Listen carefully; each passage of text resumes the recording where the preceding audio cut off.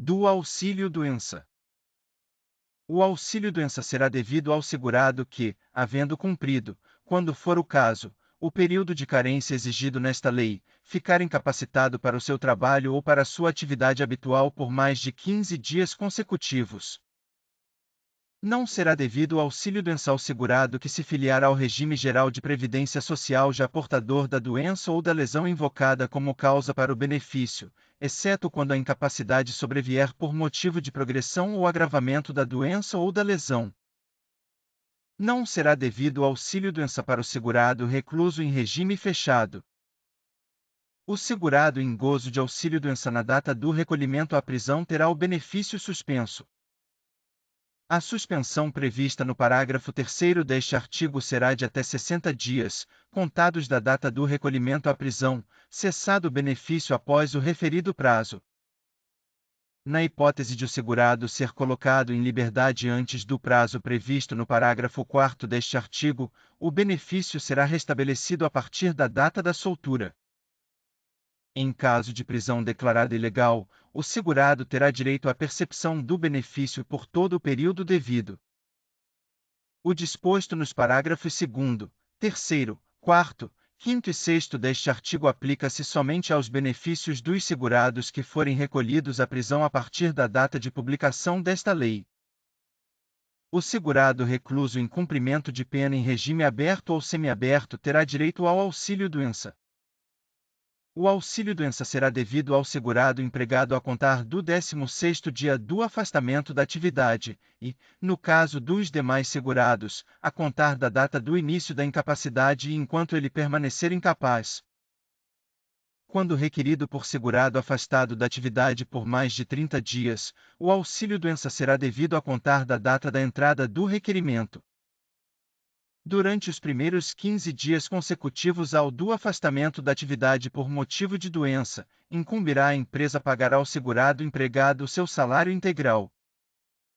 A empresa que dispuser de serviço médico, próprio ou em convênio, terá a seu cargo o exame médico e o abono das faltas correspondentes ao período referido no parágrafo 3º, somente devendo encaminhar o segurado à perícia médica da Previdência Social quando a incapacidade ultrapassar 15 dias.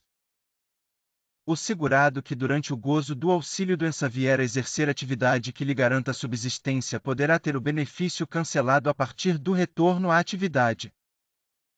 Na hipótese do parágrafo 6º, caso o segurado, durante o gozo do auxílio-doença, venha a exercer atividade diversa daquela que gerou o benefício, deverá ser verificada a incapacidade para cada uma das atividades exercidas.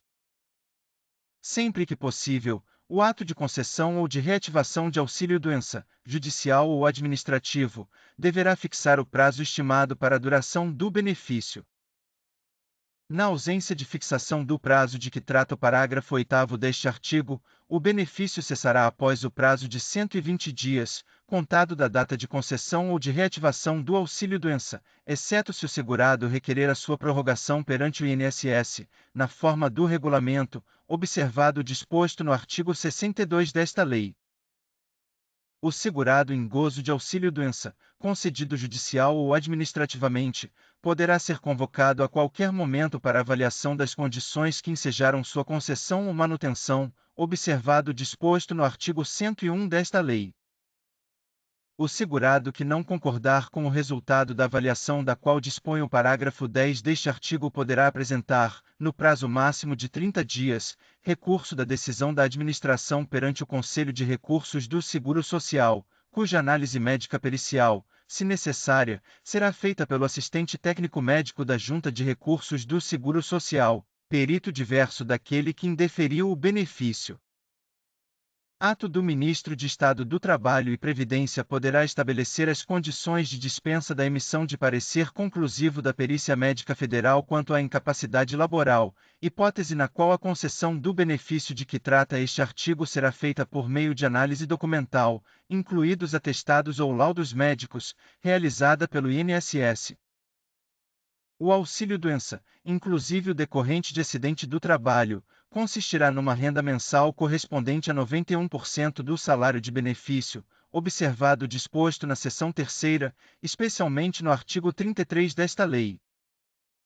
O segurado em gozo de auxílio-doença, insuscetível de recuperação para sua atividade habitual, deverá submeter-se a processo de reabilitação profissional para o exercício de outra atividade.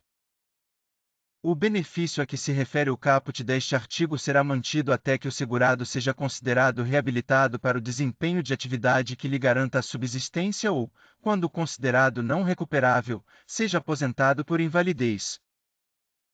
A alteração das atribuições e responsabilidades do segurado compatíveis com a limitação que tenha sofrido em sua capacidade física ou mental não configura desvio de cargo ou função do segurado reabilitado ou que estiver em processo de reabilitação profissional a cargo do INSS. O segurado empregado, inclusive o doméstico, em gozo de auxílio-doença será considerado pela empresa e pelo empregador doméstico como licenciado. A empresa que garantir ao segurado licença remunerada ficará obrigada a pagar-lhe durante o período de auxílio-doença a eventual diferença entre o valor deste e a importância garantida pela licença. Do salário-família. O salário-família será devido, mensalmente, ao segurado empregado, inclusive o doméstico, e ao segurado trabalhador avulso, na proporção do respectivo número de filhos ou equiparados nos termos do parágrafo 2º do artigo 16 desta lei, observado o disposto no artigo 66. O aposentado por invalidez ou por idade e os demais aposentados com 65 anos ou mais de idade, se do sexo masculino, ou 60 anos ou mais, se do feminino, terão direito ao salário-família, pago juntamente com a aposentadoria. O valor da cota do salário-família por filho ou equiparado de qualquer condição, até 14 anos de idade ou inválido de qualquer idade é de 1.360,00 de cruzeiros, para o segurado com remuneração mensal não superior a 51.000,00 de cruzeiros, atualizações decorrentes de normas de hierarquia inferior. 170,00 de cruzeiros, para o segurado com remuneração mensal superior a 51.000,00 de cruzeiros. Atualizações decorrentes de normas de hierarquia inferior. O pagamento do salário-família é condicionado à apresentação da certidão de nascimento do filho ou da documentação relativa ao equiparado ou ao inválido, e à apresentação anual de atestado de vacinação obrigatória e de comprovação de frequência à escola do filho ou equiparado, nos termos do regulamento. O empregado doméstico deve apresentar apenas a certidão de nascimento referida no caput. As cotas do salário-família serão pagas pela empresa ou pelo empregador doméstico, mensalmente, junto com o salário, efetivando-se a compensação quando do recolhimento das contribuições, conforme dispuser o regulamento. A empresa ou o empregador doméstico conservarão durante 10 anos os comprovantes de pagamento e as cópias das certidões correspondentes, para a fiscalização da Previdência Social. Quando o pagamento do salário não for mensal, o salário-família será pago juntamente com o último pagamento relativo ao mês. O salário-família devido ao trabalhador avulso poderá ser recebido pelo sindicato de classe respectivo, que se incumbirá de elaborar as folhas correspondentes e de distribuí-lo. A cota do salário-família não será incorporada, para qualquer efeito, ao salário ou ao benefício. Do salário-maternidade.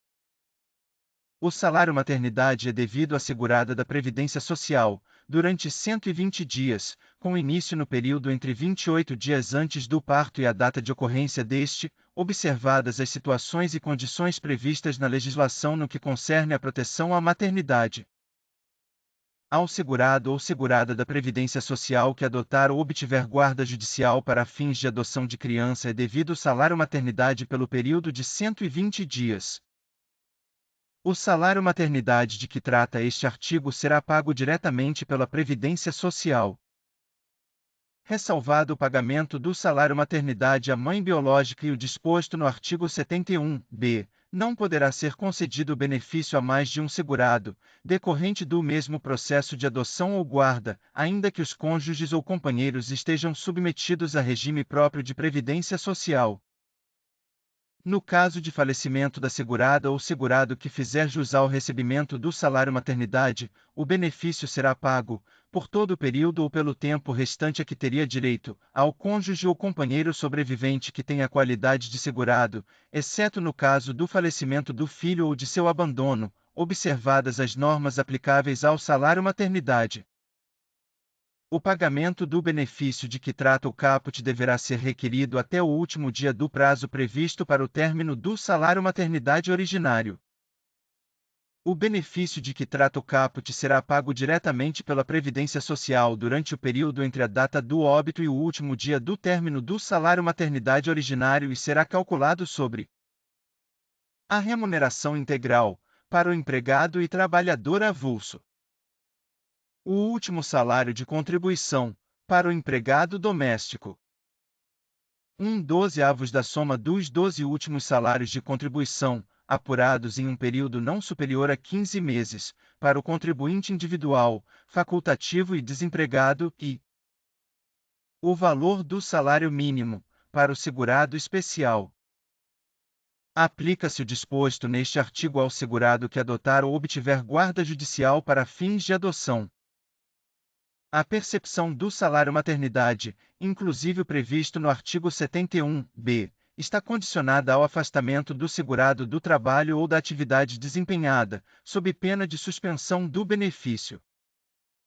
O salário maternidade para a segurada empregada ou trabalhadora avulsa consistirá numa renda mensal igual à sua remuneração integral. Cabe à empresa pagar o salário maternidade devido à respectiva empregada gestante, efetivando-se a compensação, observado o disposto no artigo 248 da Constituição Federal, quando do recolhimento das contribuições incidentes sobre a folha de salários e demais rendimentos pagos ou creditados, a qualquer título, à pessoa física que lhe preste serviço. A empresa deverá conservar durante 10 anos os comprovantes dos pagamentos e os atestados correspondentes para exame pela fiscalização da Previdência Social. O salário maternidade devido à trabalhadora avulsa e à empregada do microempreendedor individual de que trata o artigo 18-A da Lei Complementar nº 123, de 14 de dezembro de 2006, será pago diretamente pela Previdência Social. Assegurado o valor de um salário mínimo, o salário maternidade para as demais seguradas, pago diretamente pela Previdência Social, consistirá em um valor correspondente ao do seu último salário de contribuição, para a segurada empregada doméstica. Em 1/12 do valor sobre o qual incidiu sua última contribuição anual, para a segurada especial. Em 1/12 da soma dos 12 últimos salários de contribuição, apurados em um período não superior a 15 meses, para as demais seguradas. Aplica-se à segurada desempregada, desde que mantida a qualidade de segurada, na forma prevista no artigo 15 desta lei, o disposto no inciso 3º do caput deste artigo. Obrigado e até breve.